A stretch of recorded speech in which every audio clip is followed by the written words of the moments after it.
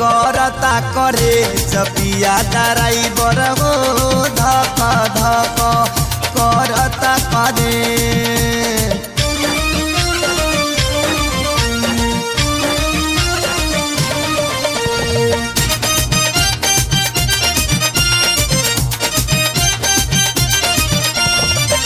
सुल्तानगंज से आगे सुइया पहाड़ हो गड़िया के तेज जानी कर राफतार